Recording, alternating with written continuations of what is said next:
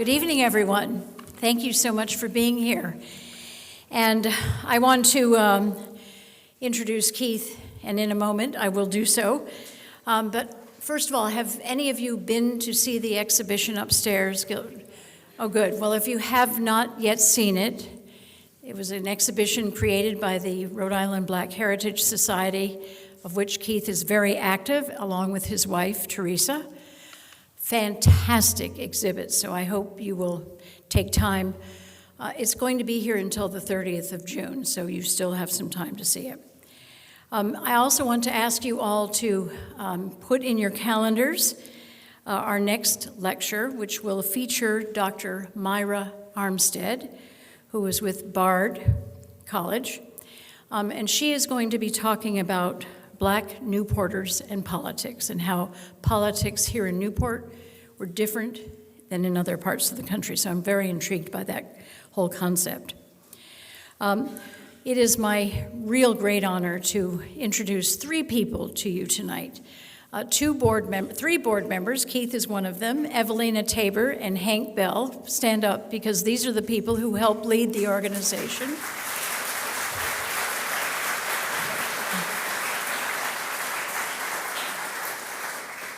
They're my bosses. I had to introduce them. Keith is a trustee of the Preservation Society. He has a very long, distinguished career, not only in historic preservation, but also in business and in community development, with degrees from Cornell University and from the University of Chicago. He is the former director of the Newport County Chamber of Commerce. He recently stepped down from a job with the City of Providence, where he was the director of business and development, and he was the director of the Department of Commerce, then known as the Rhode Island Economic Development Corporation. And just yesterday, it was announced that Keith has been appointed by the governor to be the associate director of the Department of Administration's Equity, Diversity, and Inclusion Division. He serves on a lot of, bravo. And he will be a great spokesperson and leader in that regard. He has served on a lot of different boards throughout this country. Close to home, he serves on the board of Touro Synagogue. He's on the Rhode Island Historical Preservation and Heritage Commission's Review Board. He is active with the Black Heritage Society, as I mentioned, with the Quonset Development Corporation, with the Rhode Island Foundation, with the Governor's Workforce Board. So his activities span across the board. And if you have watched Keith over the years, he is seen often on TV as a good historian, on C-SPAN, doing TED Talks, on Fox News. You can count on Keith to really represent this part of American history well. The thing that I find most fascinating about Keith is that he is a 9th generation Newporter. Think about that. I mean, and one of the reasons why the exhibition upstairs is so great is that he and his family over the generations have held on to pieces of the Stokes' collection, which is really extraordinary. So I am delighted to welcome Keith. There is an opportunity to ask questions at the end over there, and then join us afterwards for a reception. And thank you all for being with us tonight. And thank you, Keith.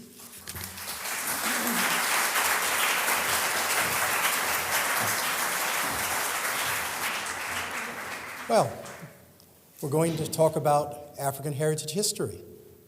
Before I begin, I'd be remiss if I don't recognize the great work in designing and developing the exhibit upstairs between the Preservation Society of Newport County and the Rhode Island Black Heritage Society.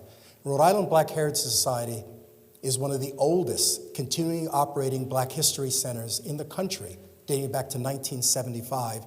And today they have over 10,000 linear feet of collections dating back to the 18th century. And many of the items and many of the photographs have been digitized that are a part of the exhibit, and nearly everything that you'll see tonight as a part of my lecture comes from the collections of Rhode Island Black Heritage Society.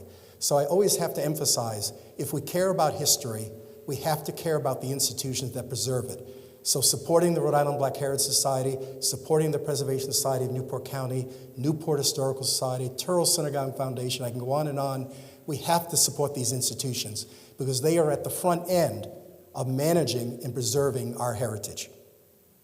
So this particular presentation we developed in lieu of not only the exhibit, but the fact that the Rhode Island Black Heritage Society, and I've had the honor to work with my wife and team there, we are currently working on, as provided by state law, in developing and designing an entire K-12 public school African heritage history curriculum. We'll be one of the first states in the nation, the smallest state, but the biggest innovator. We'll be one of the leading states in the nation to have an entire K-12 elementary to secondary school curriculum. So we're excited about that work. In fact, most of the work that we're doing today is digitizing thousands of items and articles so they can be made available for content, for units of instructions and curriculum. But it'll be Rhode Island that'll lead that effort. And what I hope you get a tad tonight, an understanding of how important this history is and how so much of this history is centered not only in Rhode Island, but particularly here within Newport. So the title that we have here today really is focusing on not only the Gilded Age, but more importantly, the evolution of how this small little town called Newport in the late 19th century would be the center of what today we call and we recognize as Black excellence. Now, I want to point out as I develop this program, this is going to be 4 centuries of history in about 45 minutes. So I hope to God I don't put you asleep. But it's a lot of history in a very short period of time, so I encourage you to come to the exhibit, and more importantly, visit the Rhode Island Black Heritage Society online or personally, and you'll really have a sense of the history that we're presenting today. I also want to recognize my wife, Teresa Stokes. She runs the Black Heritage Society. She was joining me tonight, but she's a little bit under the weather. But she made sure that I incorporated every slide, every point, and more importantly, all the recognition of the work of the Black Heritage Society. So I love you, Teresa. I love the work that you and your team are doing, and now we're ready to present. What I'm going to do to provide a kind of a compact presentation is provide it in 7 parts. And we're going to talk about the evolution of how Africans arrived in early America, and particularly to Newport. We'll talk about, after their arrival, how they would survive and thrive despite enslavement. We'll talk about what we call the first emancipation, which I'll go into detail because it's something that very few people recognize today, but it would set a trajectory of freedom, largely in New England, in parts of the North, well before the end of the Civil War.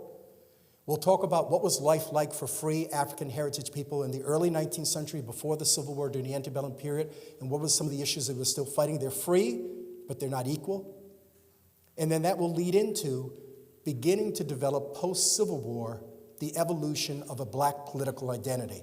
And what's important to understand this is that this identity is separate and apart from the larger white community. And in fact, I will introduce a concept tonight called interdependence, which is not integration, but it would also be a very important point of understanding how Black identity is formed despite being in oppressive, discriminatory environments, past, present, and even into the future. So let me talk about the early arrivals, and this becomes very important. I had the honor several years ago to work with the City of Providence and the mayor and begin the process of designing and developing their city reparations program. And as a part of that process, we worked and collaborated with all the historical institutions, not only in the state and the region and the nation, and we were able to compile a massive amount of primary and secondary documentation so we could really understand how Africans largely enslaved would arrive in early America, particularly in New England and Rhode Island. And from that, we were culling through 17th century records well into the mid-20th century. As a part of that process, we were able to assemble for the first time a database of every documented slave voyage. There's certainly more, but those that were documented that were tied directly to Rhode Island ownership and, more importantly, Rhode Island opportunity. And between about 1705 and 1807, we found over 934 documented voyages. 74% came from Newport. So when we talk from a perspective of British North America, because we're a British colony, we're not Spanish or Dutch or Portuguese, we're British. From a British North American perspective, the colony of Rhode Island is the most active participant in the transatlantic slave trade before the American Revolution. And if we break it down by communities, it is Newport, not Charleston, South Carolina, not Boston, not Philadelphia, not New York. Newport is the most active and, I would say, successful participant in the transatlantic slave trade of British North America. And what we know is that over a nearly 400-year period of time, close to 10 million African men, women, and children were taken from the African continent, transferred for what we call the Middle Passage to the West Indies, and then some eventually brought back to the Americas. Rhode Island's participation in that is about 150,000.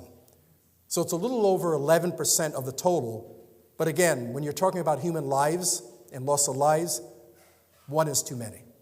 So it's important as a starting point that we understand that Rhode Island is the center of this trade.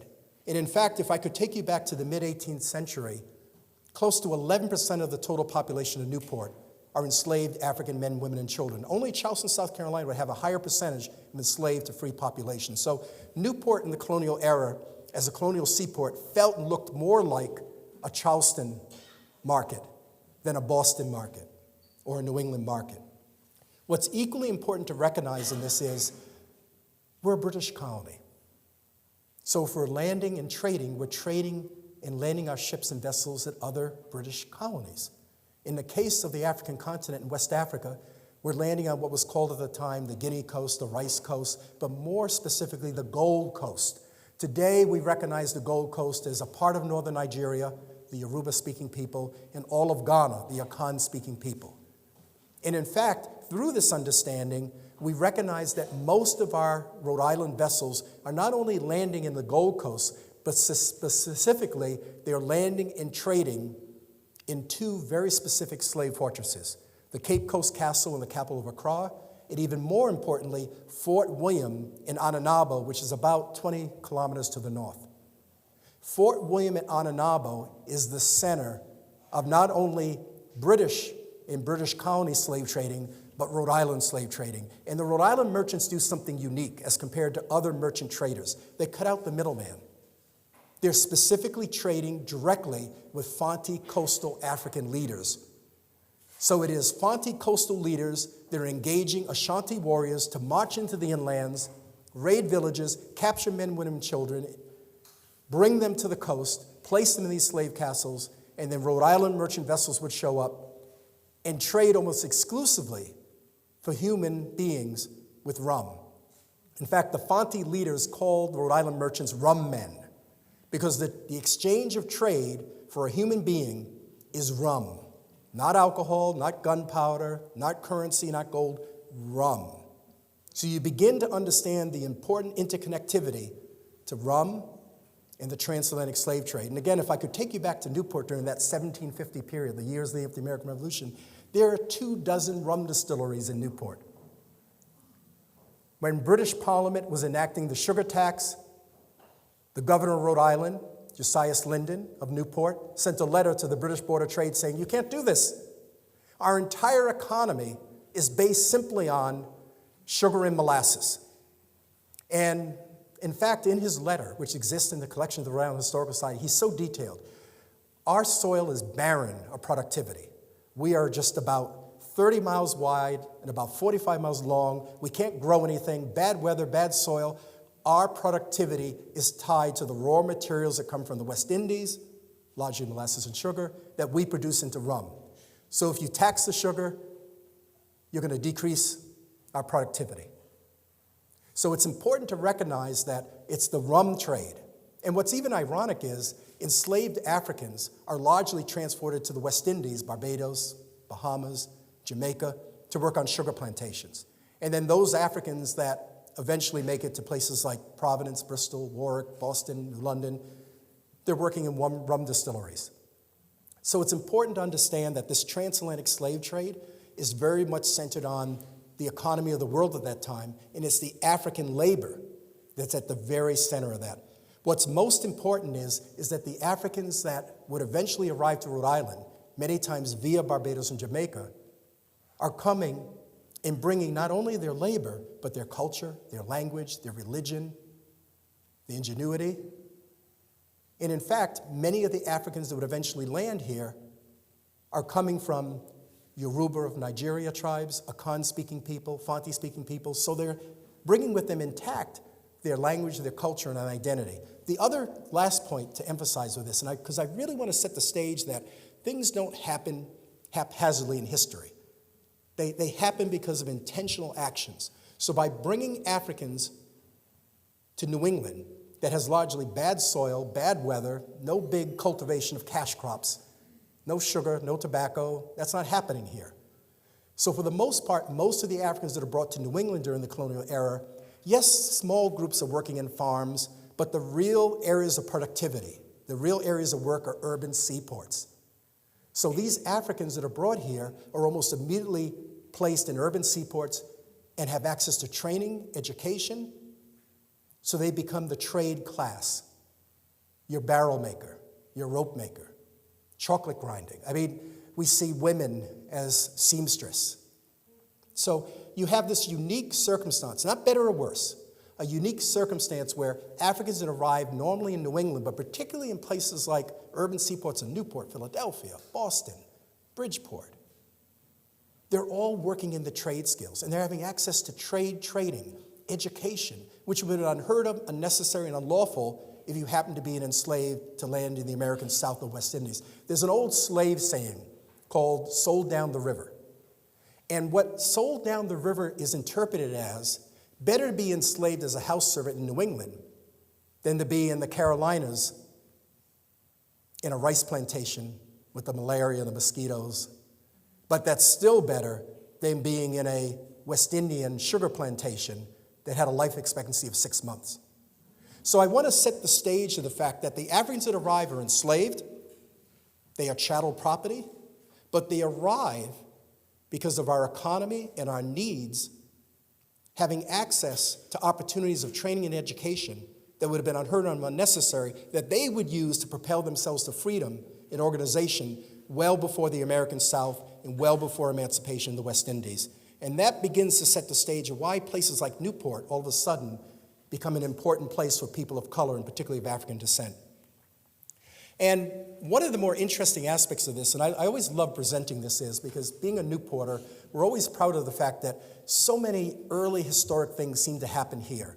And we have, not only within our Gilded Age in 19th century collections, we have some of the largest concentrations of existing, authentic 18th century pre-American Revolution structures and buildings right here in this community. Now, I'll tell you a hint why. Unlike Boston, Philadelphia, Charleston, we didn't have like naval bombardments, great fires, occupations.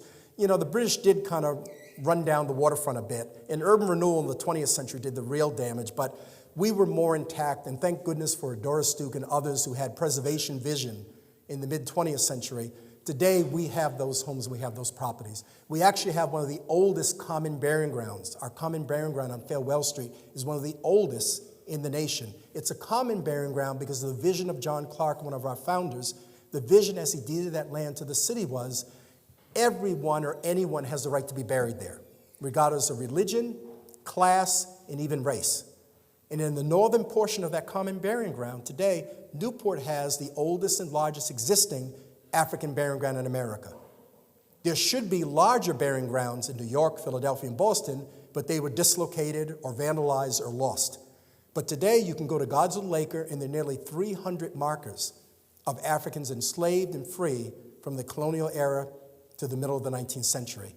And this particular story is important here because this marker of Pompey Brenton represents one of dozens and dozens of African men in the colonial era all across New England who would all take part in June in a ceremony where they would assemble for 3 days. They would have parades, they have music, and then they would elect a tribal chief. The white community interpreted that because it's a white perception of African culture. African culture didn't count, wasn't recognized. So the white community saw that as they're mimicking our colonial governor elections. So the white community and white scholars up until very recent times would call it the Negro Election Day. Wouldn't even put E on that, lection. When in fact, it is a very tried and true Akan people custom of coming together after the spring planting, celebrating, looking for a good harvest, thanking the gods and the spirits, and then as a part of that, electing a tribal leader.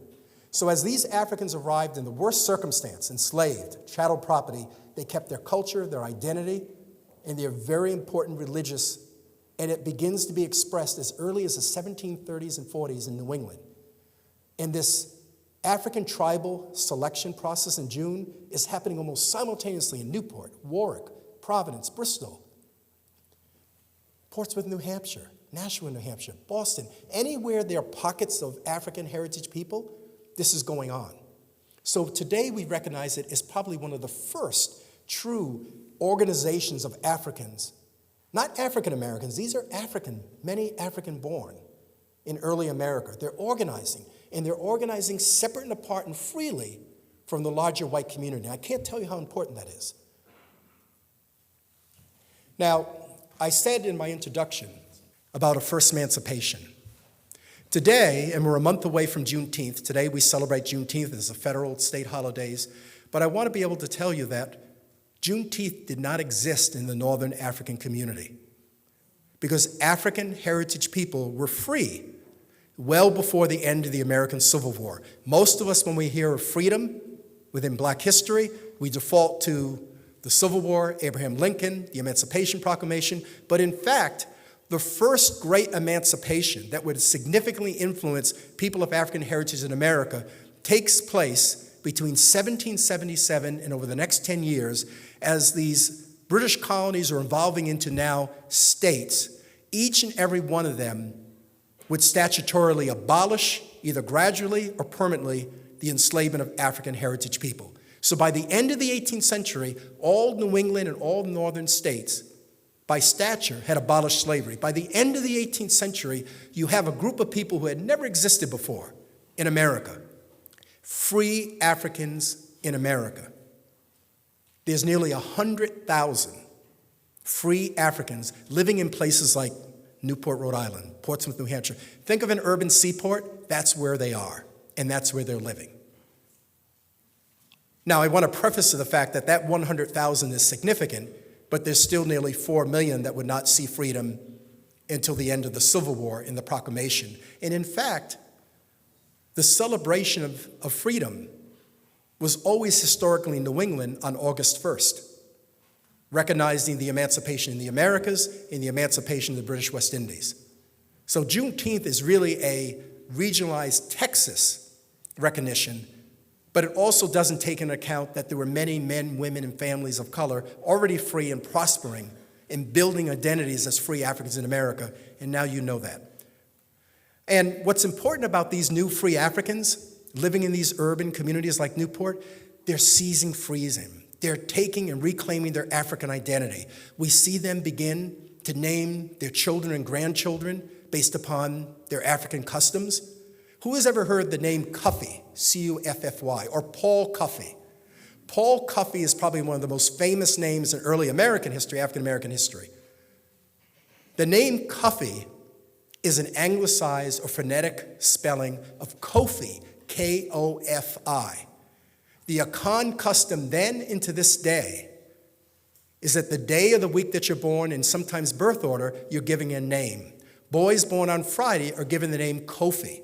Think of the former Secretary General of the UN from Ghana, Kofi Amen. If it's Saturday, it's Kwame. So what's important to recognize is that if I could show you records of enslaved and free Africans all across New England, there are tens of thousands of these day names. Today, what we recognize is that is an opportunity for Africans to reclaim their African identity. Despite arriving enslaved as chattel property, the brutality, I'm keeping my identity and my custom in place. And once they became free, they're naming their children. They convert to the religion of their master and mistress, and they're blending names, but they're most importantly recognizing their African identity. They're also beginning the process of building African institutions, African schools, African churches, benevolent societies. And what's important is they're not calling them African American or colored or Negro or BIPOC. It's African. That's who they are. So the very first free African institutions, and we define that as African-owned, African-operated, and African-paid for, is recognizing that African identity. And here in Newport, which we should all be very proud of, the first free African chartered society in America is the Free African Union Society. And how do we know this? Because many of the original records and minute books are in the collections of the Newport Historical Society. Not New York Historical Society, not Chicago, not Philadelphia, but our great Newport Historical Society. Rhode Island Black Heritage Society has other accompanying records. So we know that on November 10th, 1780, in the home of Abraham Casey, who is a master chocolate grinder. His home doesn't exist today. If I could take you back to early Newport, it would be on what we call today Memorial Boulevard West, the parking lot of the post office. Most of the homes and families that lived in that area were African heritage people dating back to the 18th century. And these African men came together and chartered and formed for the first time a free African benevolent society. And there were three very specific things they wanted to do. One, they wanted to take a census and understand every African in Newport, enslaved and free. What's your age? Where'd you come from? What's your language? What's your trade skill? Do you need education? Anything that you would need. This is going on in the 1780s. Secondly, they wanted to make sure that every African who died would have a proper burial, thus the gods of the lake or burying ground. Remember, if we could take you back to that time, if you didn't have access to wealth or you were not connected to a religious organization, your chances of having a proper burial with a marker and being marked was dim. This African Burial Society, a part of the African Society in Newport, formed their own burial society, their own rules and regulations. Any African that would die in Newport, everyone would gather in what is today Washington Square, our true town center. We created Queen Anne Square for visitors back in 1976. They would literally come together in Washington Square. There would be an African sheriff, who was the undertaker, and lead a procession to march out to the burying ground and to see a proper burial paid for by the society and its members of every African. And what's fascinating about that story is the white leadership is talking about that. Some of the leading white clergy, Ezra Stiles, Samuel Hopkins, particularly Ezra Stiles in his diaries, he's talking about this. He's talking about the fact that there were 200 Negroes, as we were called, marching to a burial in the burying ground, and this happens often. And then the third important piece is we want to create African educational identities. We want to ensure that our children have access to education, because back then, it's before public education. If you wanted to have access to education, you were apprentice, or was a private school, or a part of your religious order. And this African organization would begin to set up and establish African society. They literally sent letters to other free Africans in Philadelphia, Boston, Providence, and New York. And what you see right here, we've been able to digitize actual letters where free Africans in Philadelphia are reaching out to Newport and saying, Henry Stewart is representing us. Can you in Newport introduce us to this man we're hearing about in Boston called Prince Hall? And you can see in the letter, Prince Hall responds and says, I'd love to meet the people in Philadelphia. Today, Prince Hall is recognized as the founder of the first African Prince Hall named affiliate Masonic order. The first affiliate is in Boston, the second in Providence, the third in Philadelphia. That's not haphazard. They know and they're interacting. And I want to point out the fact that African women are expressing their freedom also. And some of the earliest organizations of African women are happening in the 18th, early 19th century. And again, Newport, Philadelphia, Boston. I think you're starting to get the fact that this isn't haphazard. It's happening in places where they're free, where they're organized, and they have access to education. And most importantly, they have intact their African identity. And what I love about this particular slide, my wife dropped this in, just to give you a connection to this, is one of the earliest African female societies was associated with the African Episcopal Church at St. Thomas in Philadelphia. My great-great-great-grandfather was one of the founding members there. And this is an actual pew rental record of my great-great-grandmother. In fact, some of the exhibit items that you see upstairs from the Underground Railroad comes from her, because my family, who was a part of that, were interchangeably living between Philadelphia, Newport, to Boston, to Providence, back to New York, back to Philadelphia, because they continually moved in a network, whereas free African people in the 18th, 19th century, you're not going to live down south. You're going to live in places, practically speaking, where you could worship freely, work freely, own property, and be safe. So it's these early African societies that are establishing these networks of safety. And in fact, by 1808, almost simultaneously, the African societies in Boston, today we recognize the African Meeting House, which still exists on Joy Street, which used to be Belknap Street on Beacon Hill. By 1808, Newport and Boston, both almost simultaneously to the month, established the first free African schools. This is an actual advertisement in the Newport Mercury to soliciting African children to take part in this school. And when I say free African school, African owned, African operated, and African taught, we still have records of the children who took part in those schools during that time. And again, this is 1808 in places like Newport and Boston. And as I hinted to, but I want to emphasize is, the most important institution that evolves from these African societies is the Black church. The Black church is the one place where we are safe. We can worship freely, and when we finish worshiping, we're organizing on education, social issues, political issues, whatever we need to do to better our life, we can do this in these four walls of our place of worship because we don't have to worry about white oversight or interference. So the Black church is the center of Black life. And some of the earliest free African heritage churches in America, again, African-owned, operated, led, are tied to these same communities. In Newport, the African Union Society would evolve into what is the Union Colored Congregational Church. And their 1875 building still stands on Division Street today. In Boston, it's a part of the Meeting House and a Baptist church. In Philadelphia, it's two very important churches. The African Episcopal Church of St. Thomas, led by Absalom Jones, which is the first Episcopal Black church in the Americas. And the second, by a Reverend Richard Allen, becomes the first African Methodist Episcopal Church, the Mother Bethel. So what's important in recognizing this is that it's not haphazard. They're all evolving early in the 18th and 19th century in places where they're free and where they can present their freedom and begin to build lives and prosperity. And this is happening decades before the end of the Civil War. And the 4 million enslaved African men, women, and children could even begin to aspire to this level of freedom and opportunity. And I want to bring it back to Newport. I hope I set the stage for you how these things happen. But I want to bring you back to Newport now, the Union Colored Congregational Church. This church, like its sister churches in Philadelphia and Boston and Providence, is the center of the Newport community. It's established and chartered by 1824. The building that they're in was called the Old Salt Box. It's donated and given by the First Congregational Church, Reverend Samuel Hopkins, who had died.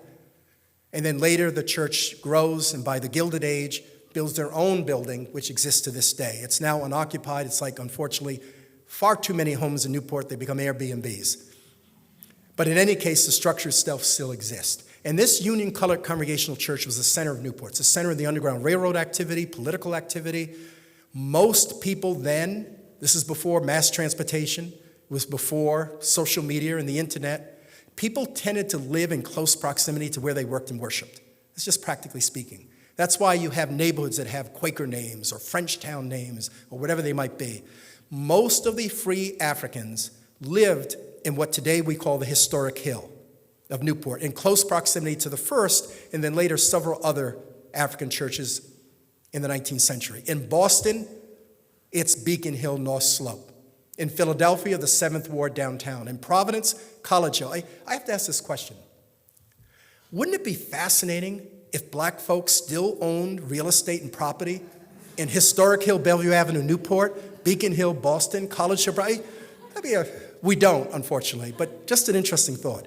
But we did. And many of those existing structures that still exist today were lived in, worshiped in, and businesses were run in by people of African descent, which we wouldn't know today, wouldn't recognize today. So the 19th century, we're free, and we're building institutions.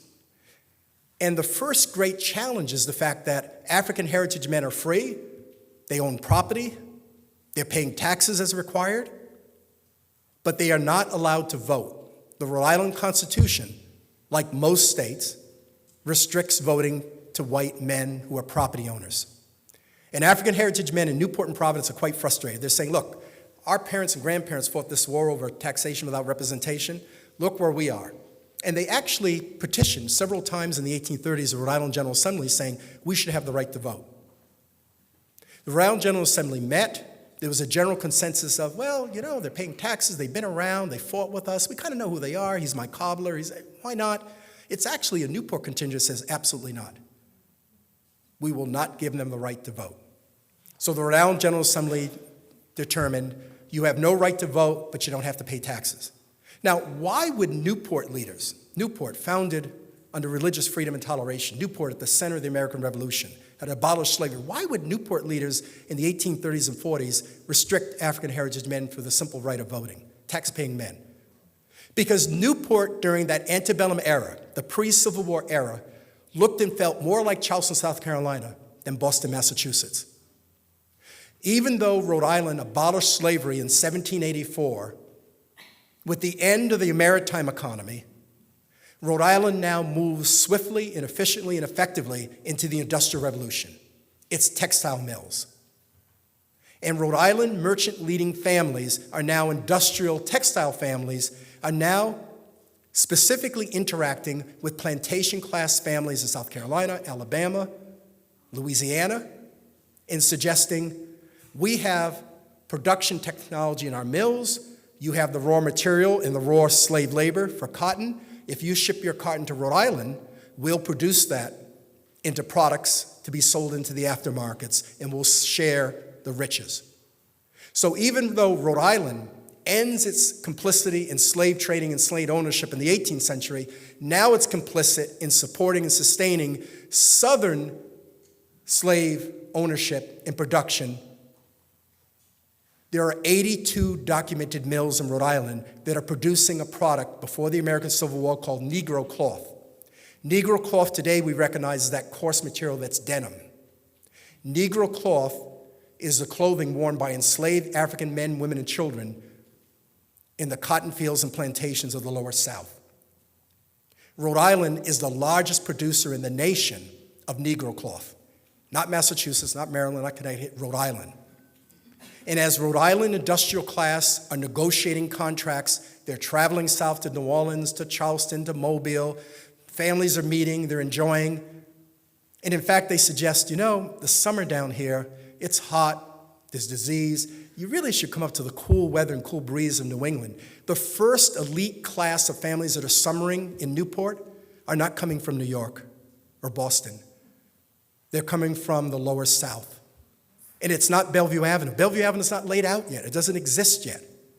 The first summer residents of elite families in the antebellum era, before the American Civil War, are building their estates on what we call Easton's Point.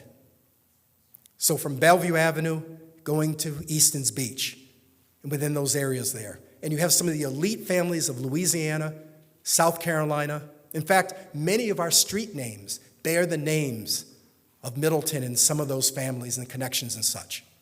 So it's important, though, that even though slavery ends, and we're looking down on our southern neighbors that are slave owners, we are still complicit in profiting handsomely through this Negro cloth production.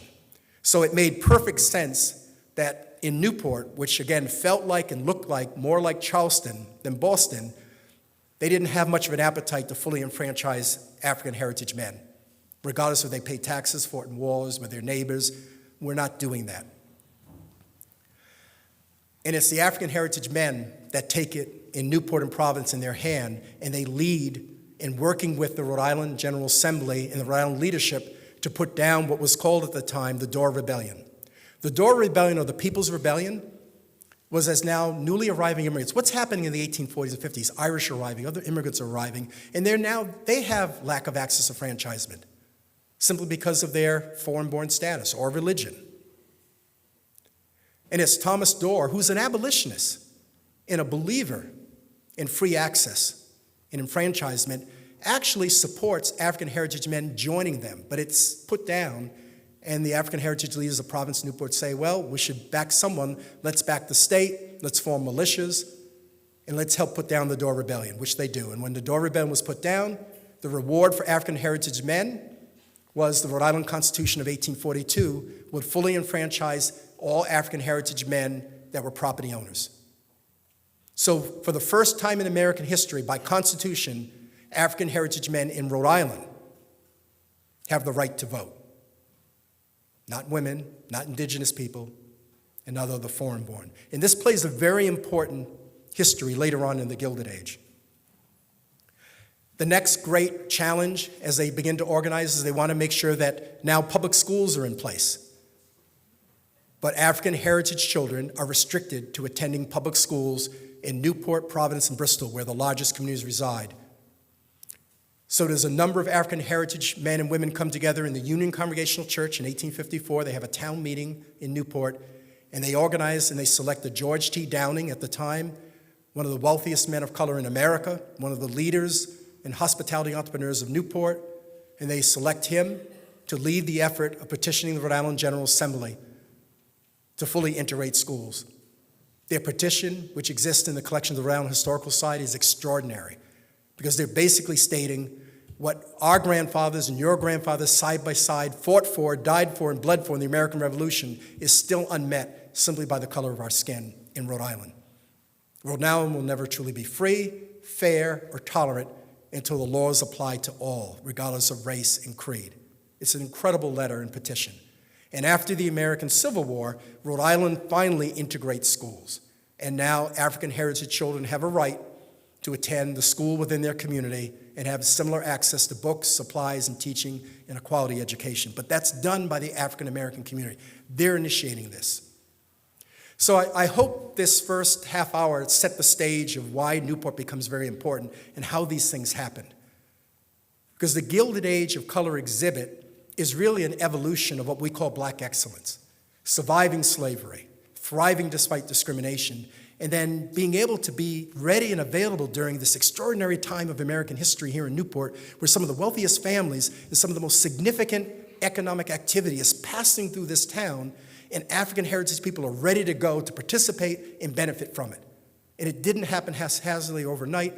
It evolved through planning and hard work and blood, sweat, and tears. Now, I want to talk as much about the ladies versus the men, because sometimes, see, us men, when we write history and present history, we tend to do it from who we conquered, how much money we made. It's always about doing big things. Whereas if you really review women's diaries and women's interpretation of history, it's much more accurate. It's less embellishment.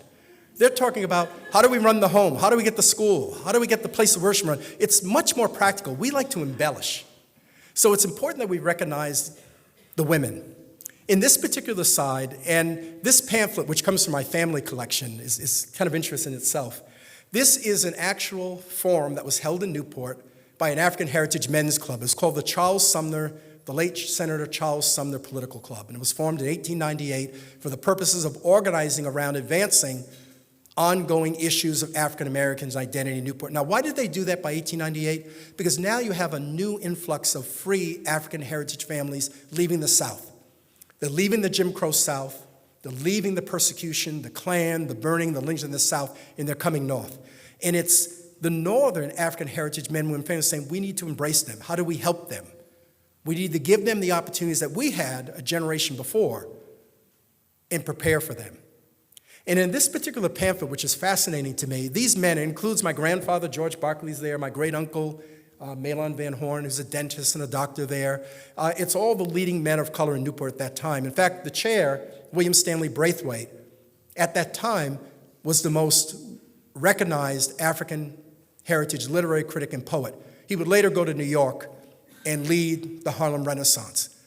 But before that time, he's summering in Newport. He has a home on Du Bois Street, and he's involved in literary societies, events in Newport, and he chairs this particular discussion. What's important about this discussion is they're talking about and preparing African heritage women, their equals of having the right to vote, because many of the African heritage women in Newport at that time had access to college, were entrepreneurs running trade schools, so they knew that. But they also recognized that African heritage women, during the peak of the women's suffragette movement, were not welcomed by white women in that program. Let me be clear. The women's suffragette movement excluded women of color. At one point, they weren't even allowed to march on the Great March in Washington because they felt that bringing race into the question of sex would convolute it. But the real reason was it's bigotry. So it's African heritage men that have this forum and say, yes, they are equal. Yes, we have equal mental capacities. I remember growing up, my mom, when I was very little, I was reading that, and I said, boy, what did your father say to that? And my mother looked back and said, look, your grandmother went to college, your great aunt went to college. If your grandfather and great uncle were going home that night, they had the answer to that question. It was already there. But what's important to recognize is these are early African heritage people exercising their education, their political astuteness, and beginning to get ahead of the curve. This is 17 years before the amendment of advancing the importance of African heritage women. And I want to point out what was going on at that time by those women. And possibly one of the most important and active African heritage women of Newport, of the country at that time, is a woman called Mary Dickinson. She's the woman in the top center. We have a wonderful exhibit of her upstairs. Mary Dickinson came from Connecticut. She arrives here by 1872. She marries a Silas Dickinson here in Newport, who's a grocer and runs a business. And Mary Dickinson is a dress designer and dressmaker. Not only a maker, she designs dresses. Her specialty is higher-end dresses using French patterns. Mary Dickinson came to Newport because she knew Newport as the very fast-growing center of events and of elite women are going to really need someone to make their dress, fix their dress, do whatever is needed. So as an entrepreneur, she comes, she sets up her business in the Traveler's Block, which still exists today, which is the entry point of Bellevue Avenue, and within 10 years becomes one of the wealthiest people in Newport. She owns 12 properties. She is hiring and apprenticing a number of African heritage women. In fact, dressmaking, like barbering and hairdressing for men, are fast paths into entrepreneurship. And I'll tell you why. Hairdressing and dressmaking are the one industries where black and white can have personal shared space. They can touch and connect and be socially responsible. Remember, we're talking about the 18th and 19th century here, not today. So if a man of color is a hairdresser and he's interacting with your head, your hair, your body, it better be sanctioned. Because in the South, you could be killed for that or lynched for that.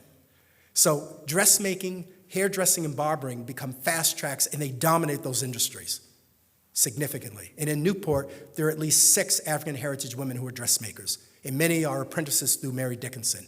But Mary Dickinson does something that's different. And I want to clarify something here, because I know that over the years there have been books written about called the black aristocracy or the black elite or cult of century leaders, and somehow comparing these free, prosperous, hardworking New England northern families as somehow trying to mirror the white elite. That is patently false. They had no interest in being with, looking like, and interacting with the larger white community. I'm going to talk about that in a few minutes of interdependence versus integration. And in fact, I would reject the term black aristocracy because they never separated themselves from the larger black community. They were always investing, supporting. In fact, George Downing brought 24 families from Culpeper County, Virginia, directly to Newport. Many African heritage people today who are tied to Newport are tied to Culpeper County, Virginia. So it's important to recognize as they were making money and building wealth, they almost immediately invested that wealth and money back into their community and their systems. Mary Dickinson would be a part of the founders of the colored women's clubs of the nation. She'd be the founder of Rhode Island Colored Women's Clubs. And in Newport, she founds what still exists today, the Newport Women's League. This image that you see of her and her executive committee was taken specifically on behalf of W.E.B. Du Bois to be brought to the Paris Exposition, because W.E.B. Du Bois was offered the opportunity to present to the world the Negro, as we were called at that time, not as slaves, not as sharecroppers, not as uneducated, but prosperous, well-defined, educated, fellow human beings. And he took pictures all around the country, and he spent 2 days in Newport taking photographs. He wanted to present the best of people of color in America And he knew that was in places like Newport, Rhode Island. And in fact, Mary Dickinson, in forming the Newport Women's League, they created one of the first child care centers for fellow women of color. Remember going back to the African Union Society in the 18th century and their forming? They create schools, burial societies. We have to help ourselves. We're interdependent. We'll help ourselves. Mary Dickinson urged African heritage women, go out and work, get an education. But we want to make sure that your children are safe, and we want to make sure that we're managing the children's safety. And in fact, this is one of the images that was a part of the exposition. This is the Women's League of Newport. You can see the sign, child care facility. Think of that, providing child care so that working women can work, earn an income, build wealth, and know their children are safe. Can't we do that today? But it was being done by Mary Dickinson and African heritage women over 120 years ago.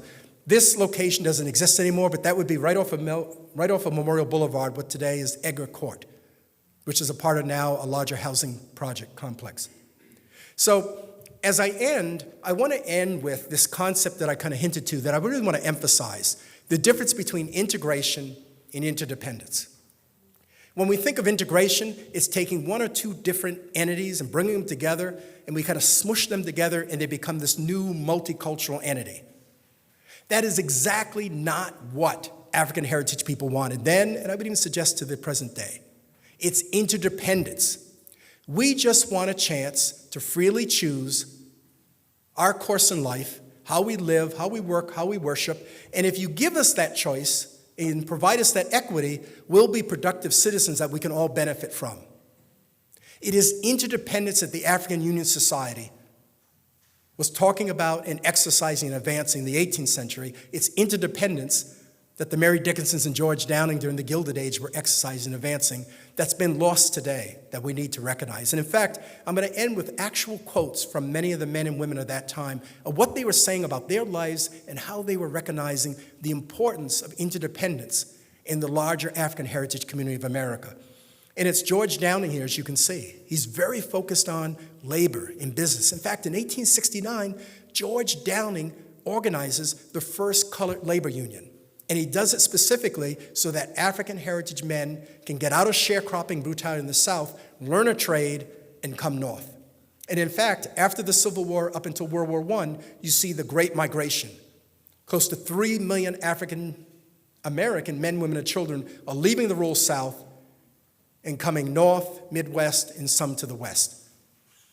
But it's George Downing that's recognizing that and calling for interdependence. My favorite individual, who today we recognize him with a street name, Dr. Marcus F. Wheatland.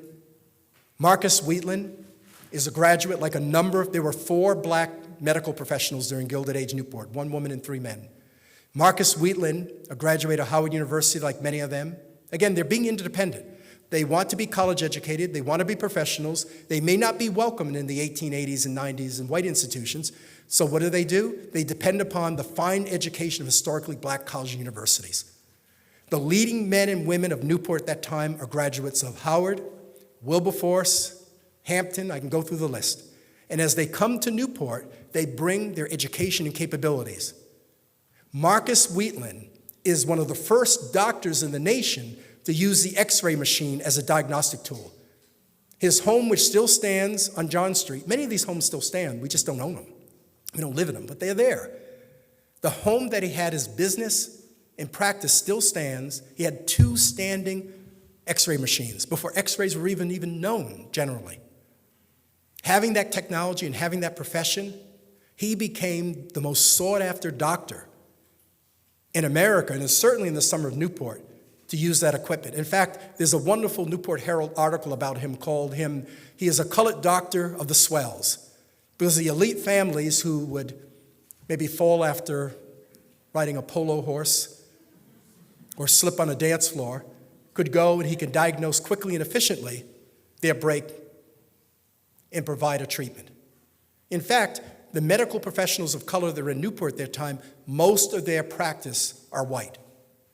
Because practically speaking, if you got a toothache, do you really care who's going to fix it? If you have a heart ailment, are you going to wait for that white doctor? So practically speaking, these African heritage men and women were here and benefiting from, directly benefiting from, the wealth that was here and the profession that they offered. In fact, I would suggest nearly all of the professional trade class at that time around the Bellevue Avenue era that was servicing the avenue and the services here are African heritage people.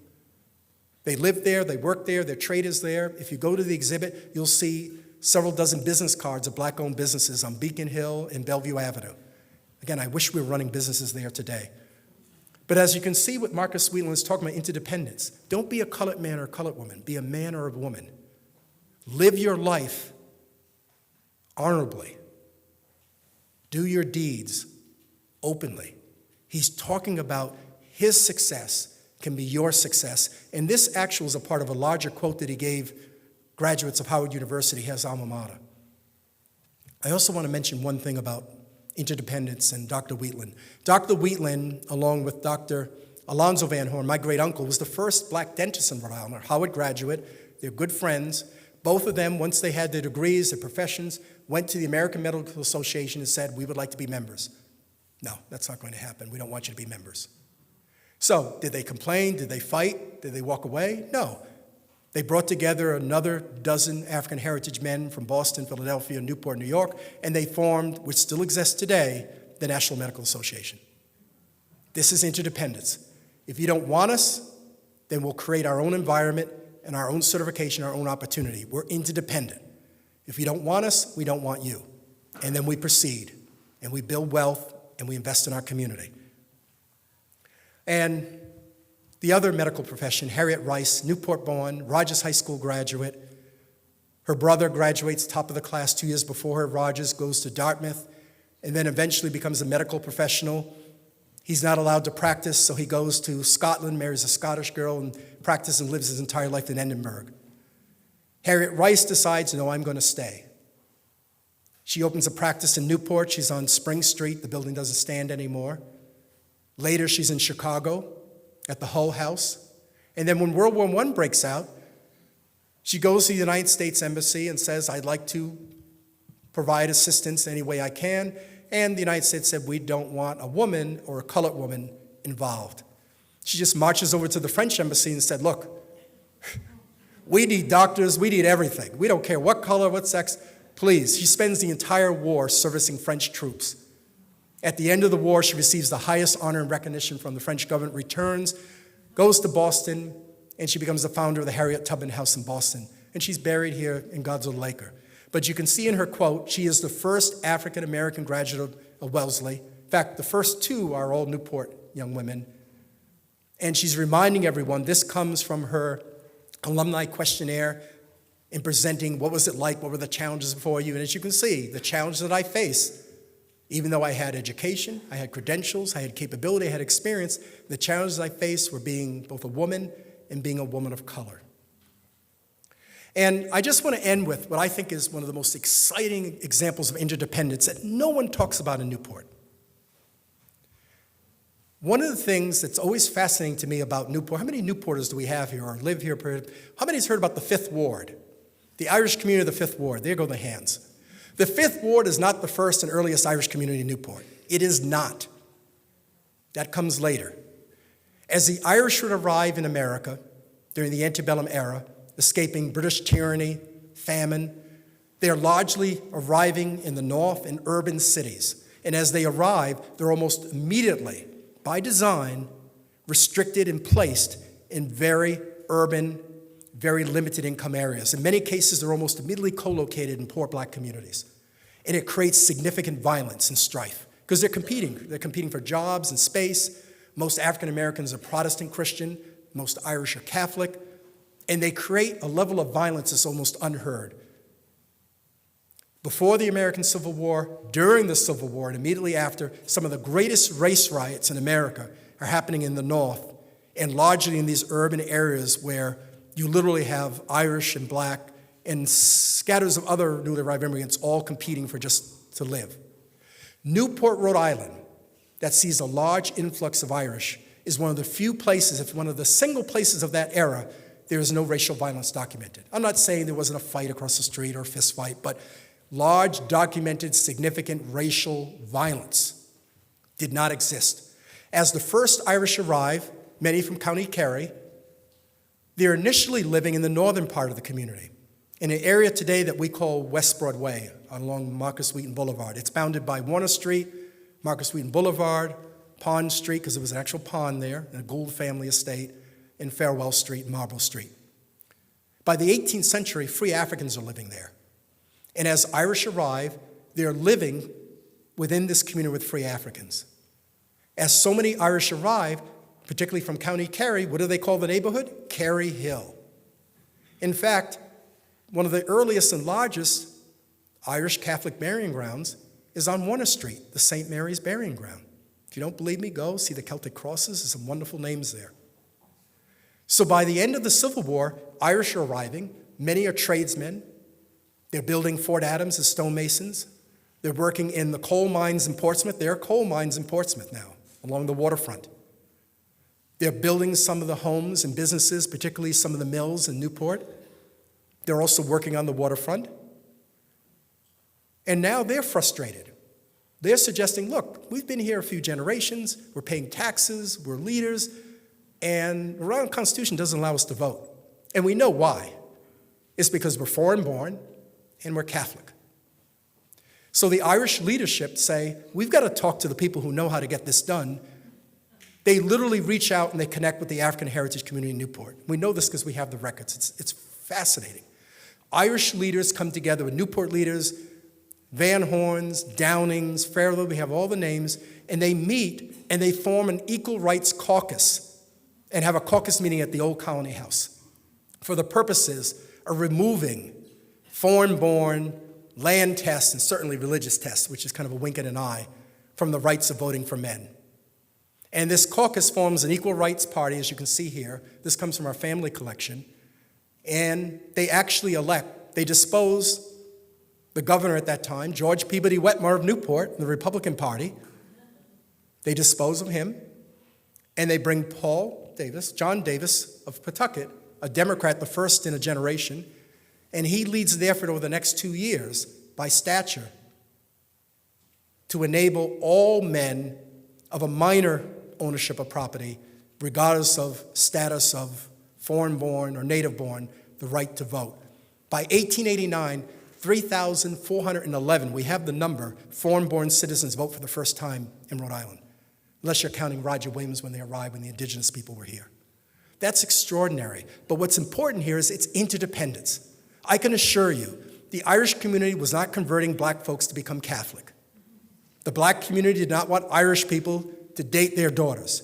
They simply realized that we occupy a space here, we are interdependent, and if we all prosper and we all have the equal rights, Newport prospers. As what we say as old Newporters, all ships rise with the tide.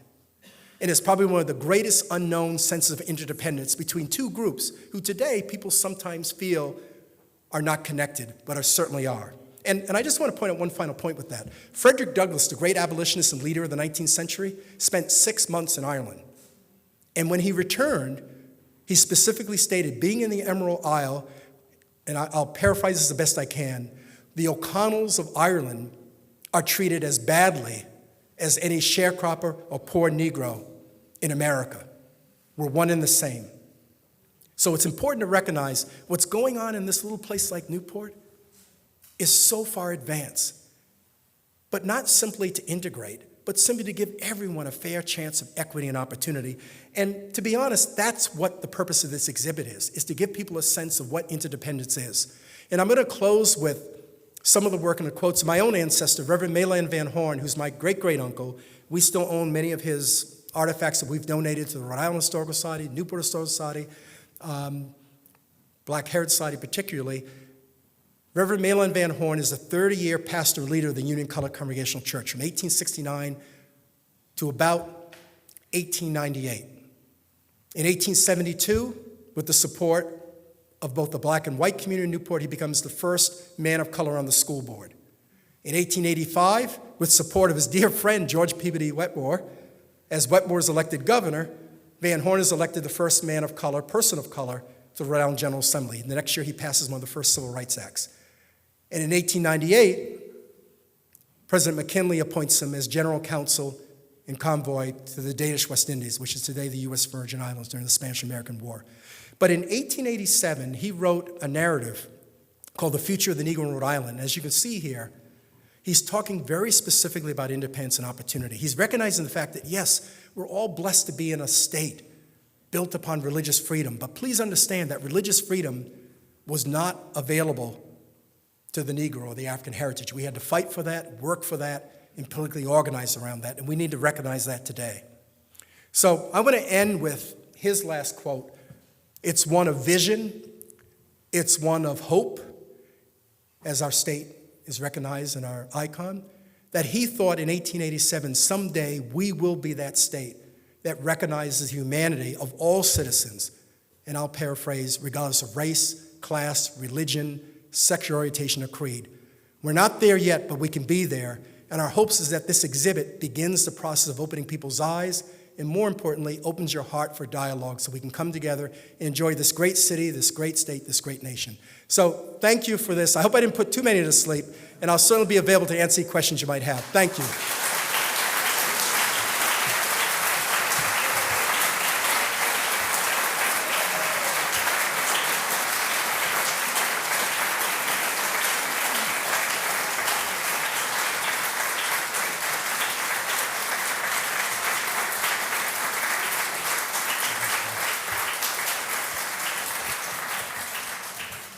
Thank you so much, Keith. And I would like to open our dialogue tonight and invite anyone with questions to please come over here and ask Keith. I will start off. Because our exhibition is open tonight, I would love to hear what your favorite piece is up there and what you hope people would take special attention to look at tonight. I'll get in trouble with that. I will tell you, I think my favorite piece, which comes from our family collection, you can go up and see my great-grandmother's steamer trunk from New York. And what I have found through the exhibit, as I've gone through the exhibit and listened to people go to certain items and say, my grandmother had that sewing machine. I had a steamer trunk like that. And they connected immediately. And I have to tell you, to see white folks do that, all of a sudden, I say, I got them. All of a sudden, they're not looking at race anymore. They're at a black exhibit, but they're seeing items and stories and things that are just like them. But that particular steamer trunk's important because my grandmother lived in Harlem. She's actually Jewish. And her father and her parents and family there. And people don't recognize in the Gilded Age, Harlem was largely Jewish. They attended the 125th Street Synagogue. They lived on 16th, 136th Street. And her father was a manager of the New York, New Haven, Hartford Railroad, which was the consistent travel mode between New York to Boston, Providence. And then from there, you took a steamship, the Providence Steamship Line, to Newport. So the steam trunks, as we know them, came in vogue from that time because those steamer trunks are those big, bulky, that went right into the hold of steamers. And what's most important about that story is we actually own 4 of them. You'll see my grandmother's initials on them and others. But what's most important is when those families arrived and landed in Newport on what was called Steamship Landing. Today, it's the intersection of Long Wharf Mall and Washington Street. It's the State Fishing Pier. And when they landed there, most, if not all, the transport companies that would pick up the luggage and products and by carriage and then bring them to the estates were African heritage men and women. In fact, Benjamin Burton dominates. He creates, by 1845, the Newport Express Transfer Company. He creates the first public transit system during the off year.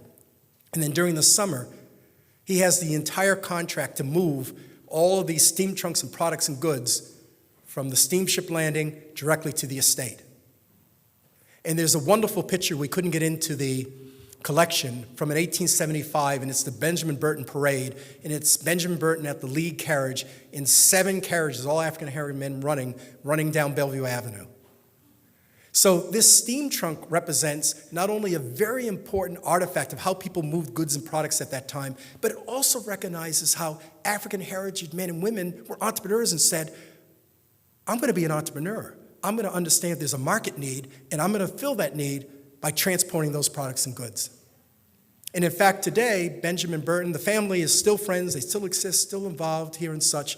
Benjamin Burton is one of the wealthiest men of not only Newport and America at that time. He's a founder of organizations, of labor unions. He's a member of the churches. He's giving back to the community with his wealth. He does not see himself and live a life as a black aristocracy. He sees himself as someone who's worked for the community and will give back to the community. So I think that trunk is my favorite because it has so much stories. I used to also put my G.I. Joe dolls in there when I was a kid. Thank you so much for your talk. I'm curious specifically, do you know what happened in the history of the Union-colored Congregational Church for it to go from this center of Newport's African heritage community to what's now an Airbnb? Did they disband? Did they move? Do you know what happened with that church? Yeah, that's a great question. It's not only an issue here, but we see it in all of those early urban centers and such.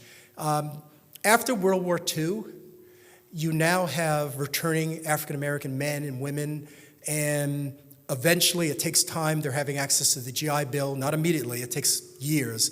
They're choosing not to stay in places like Newport. I mean, Newport after World War II goes into a bit of a funk. It's a distressed area. I know my late mom was one of 12, and all of her older brothers and sisters had post-secondary college education, and the last thing they wanted to do was stay in old Newport, Rhode Island. They were going to Philadelphia, New York, Brooklyn, I mean, all the places, where life was, and where there were larger black cultural centers and communities. So it was partly the populations were shifting, so you just didn't have enough members. We're seeing that to this day. Then you see urban renewal. The urban renewal activities of the 50s and 60s. Urban renewal is a federal policy and practice that engages cities and towns and counties to identify certain areas as blighted and then receive massive federal capital, loans, debt services to clear the blight and create new communities.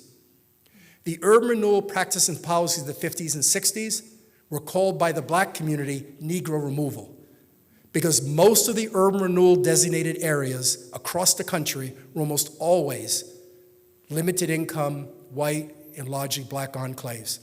In Newport, the urban renewal areas are all of what is today Memorial Boulevard. That would have been 11th Street, Cannon Street, wiped away. Benjamin Burton's home, all the homes, wiped away. Large parts of West Broadway, the Point neighborhood, all wiped away. In Providence, large parts of College Hill. Today it's University Heights. It would have been called Lippert Hill, which Henry knows very well. And this went on in Boston, Philadelphia, across the country. So it's a case of gentrification by choice, by opportunity. It's then by practical, lawful gentrification. And now, unfortunately, what I joked with in the beginning is that some of these most important, wealthy, historic communities in America, which were ours and a part of our history and identity, we can barely afford to walk down the street. So it's quite an irony. Well, my question was almost the same as the previous asker. So I want to ask a more practical question about that building on Division Street that used to be the church. Is there any way that that can be reclaimed? That's such an important building, and it seems such a shame that it's there, sort of moldering now, falling down. I can tell you I know the owner, who's a very nice man. He's owned it for a number of years. In fact, he'll call me now and then and say, Keith, I found something else. This is great. I was in the wall, floorboards. Ultimately, we have to respect private rights. I will tell you that 4 years ago, I had the honor to work with the Black Heritage Society, the State Historic Preservation Commission, Rhode Island Historical Society. We received a major National Park Service grant to begin to survey and inventory households and structures across the state that had an African heritage theme and primary connectivity. Because I don't know if you know this, but right now, the National Historic Register has about 95,000, don't hold me to that number, but it's a big number, 95,000 registered properties as historic sites and shrines. And we have a lot here in Rhode Island, right here in Newport. Less than 3% are black. That's it. So with this grant, we've been surveying, and in fact, last month, the Rhode Island Historical Preservation Commission announced we have over 150 properties, many in Providence and Newport, including that property that we've designed and we now have designated. So our goal is to, step one in preservation, is to have these sites designated as National Historic Sites and set higher standards of restoration, preservation, and also create a pathway where either current owners or future owners might want to begin to leverage federal, state, local, public, private investment support, tax credits, direct investments, to begin to preserve these properties, or to leverage historical institutions to come forward and acquire and develop and manage these properties. It just can't happen simply overnight. So there has been a lot of thought going through it. The good news is most of the collections that are a part of that building are vested in the Rhode Island Black Heritage Society. You'll see a number of them upstairs. So we are having that dialogue. That church building, which is close to my heart because my family's been there, we've been a part of it, is one of a number of properties in Newport that need to be rescued, and a huge number of properties across Rhode Island that need to be rescued. And we're beginning that process. So it's a great question, an important one, because we see it each and every day. Thank you. Thank you again so much, Keith, for a wonderful lecture.